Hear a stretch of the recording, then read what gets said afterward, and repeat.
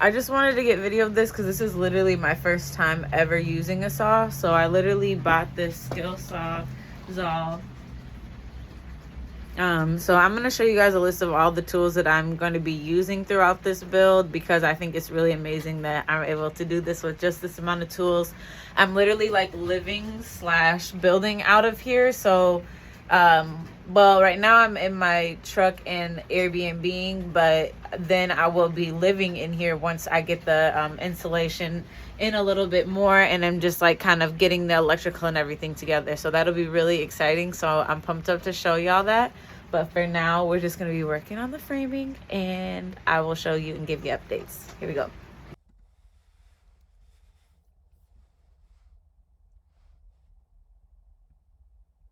All right, y'all. So yeah, this is what I use to frame out the interior of Soul. So you can see my little sawzall there. I have these little clamps. You can see one of the blue clamps there that's holding the wood piece down, and I use that to also help level underneath. What that blue clamp is clamping onto is a small it's 2 planks and then a plank on top of it, kind of like a little bench that I kind of screwed into the floor and into one of the baseboards to help give me a firm foundation to make some straight cuts off of. And then I basically just made cuts from this little corner.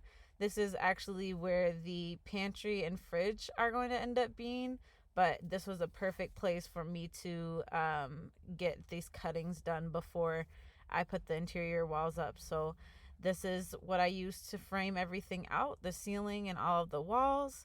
I used the drywall, coarse thread drywall screws, and I did 2.5 inches long. The 2 3/4 was a little bit too long for me. It started to actually poke to the exterior of the trailer, so I stuck with 2.5 inches.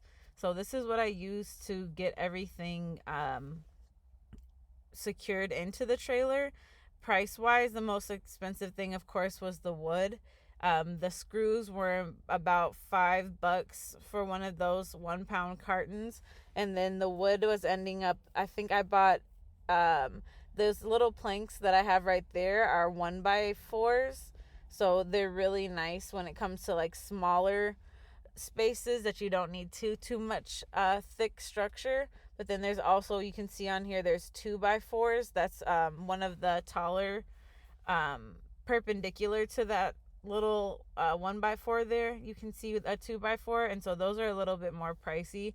I'll also make a list that has the price estimates, but I do have a travel trailer guide that kind of breaks it down in a very rough way. But I can also support with, if you need any help like making a budget, if you're interested in like curating one of these trailers yourself, I can send over any like info. So definitely reach out to me if you're interested. Hey y'all, what's going on? I'm in the trailer again. It's pouring down raining. So I was like, let me not Instacart right now. Let me just finish this ceiling. So I got my little sections together here. It doesn't look organized, but it is. I know where everything is. So I did this yesterday with my friend Ebony. We got like all this done here and all this part done here. So I'm about to do the ceiling. I gotta add these type of framing. I need to add one here all the way down, one here all the way down, and then a third one all the way down for the cabinets. So that's what I'm gonna work on for the next few hours. I'm excited to update y'all. I'll send a video out once I finish up like partial of it so you can see what it looks like in the process. All right, see you in a bit. All right, so these are a couple of videos of what it looked like after we got to framing. So this is what Ebony and I worked on. It looks really great. I did a little bit of the underneath the windows and got some frames put on there to add a little bit more support to that little corner, because that will be a storage area. So that's what we did there. And then here's a couple more views so you can see the sidewalls. So we tried to keep everything kind of equidistant when it comes to where we put the planks at. This is to help if I need to hang anything up. to keep the wall supported as well, and then just to make sure that the any cabinets or anything like that will have something strong to hold on to. So that's what we did there. I also did an insulation spray around the corner where you can see it's a little bit damp. So I did seal that corner up pretty well with a spray foam. And then I also did an insulation there as well. All right, team. So we got the framing going. We've got it going on. We got just a little bit left over here. So I'm going to frame that out. And then after that, I may try to start to get inside of here to frame that. I'm not quite sure yet if how I'll feel after I finish framing this up. But I basically cut everything up.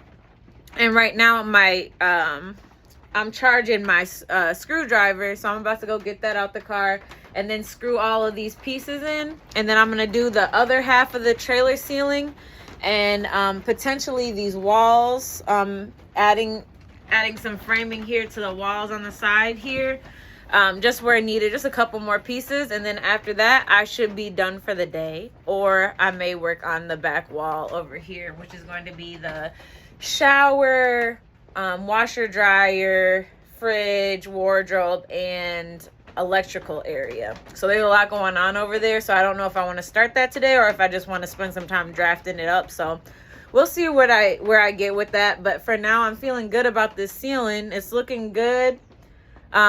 Just a tip, it doesn't have to be straight. It doesn't have to be straight. It just has to be firm. So this line is looking a little rough, but I'm going to still be able to hang my cabinetry from it, and it's not going to fall down. I've been swinging on the top frames here just to make sure it's in there sturdy, and she's sturdy. So it doesn't have to be straight when you do it. It just has to be secure. That's the note for today. So I'm going to finish this up, and then I'll take some final pictures so we can look at what it looks like. So I'll see y'all in a bit. Yeah, guys, so here's proof of it doesn't have to be straight. So the ceiling is literally as straight as I could get it with what I was doing and my first time ever doing a ceiling framing. I tried to keep them equidistant, but you can see they're definitely not. But that didn't really make much of a difference when it came to when I put my recessed can lights in. I just kind of customized that hole anyways. So the thing about framing is you just need it to be sturdy and really, really firm. And then when it comes to finishing and all that happens after you put the walls up. And you can put trim and things to cover it up, and you really don't see what's happening behind the scenes. But really what you want to make sure is that things are as equidistant as you can make them and as firm and sturdy as you can. So I could swing from these chandeliers here on this ceiling and feel very comfortable. And that's what my focus was on the ceiling framing there. So I think it looks really great, and I'm super, super proud of it. It is windy out there. All right, so this is what we're going to be working on. We have this wall here. I just want to add probably a little bit more framing in down here, and then getting these floor pieces ready to put this new subfloor on. So that's what we're going to be working on, just adding a couple more to the wall here and to the wall there, and then we will be able to add in this insulation all across the ceiling that I finished up, and on the wall back here to put all the insulation. So I also did a sketch, so I'll show y'all what the sketch looks like, but I did a sketch of this area right here, which is going to be I don't know, sorry, I feel like I'm old because I can't show this area right here. So from this to here, it's going to be the shower, the washer and dryer, the fridge, and a clothing closet, and a little bit of a pantry as well. And then over here is where the kitchen's going to be. So there's a lot going on in this area right here. And so I've already measured out the sizes of the doors and how everything's going to be laid out. So I'll probably be working on that, not this week, but next week, really getting these walls in here. I'm going to take this one down, and yeah, we'll talk about that later. But for this time, I'm about to get on getting these. This wind is blowing. It is blowing. I hope it doesn't blow the cover off because I have a cover on it. But I'm gonna get to screwing these little wall pieces in, and then we're gonna be good for the day. And then I'm gonna start insulating. We're getting there. All right, show y'all some pictures. Alrighty, guys. So this is basically what I did for the framing. It's a lot to go through, but basically I sketched out literally where each plank would be laid, and then I estimated how many planks that I would need, how much spacing I wanted between each plank. So I really took it the full interior design route, and I didn't really end up using these plans as much as I should have. Probably I could have measured and marked them, but this was my first time doing it, and so I pretty much eyeballed it and was working through it as best as I could. Like I said, I'm really proud of what it looks like, but it definitely could be a little bit more uniform. So this is what I had sketched up.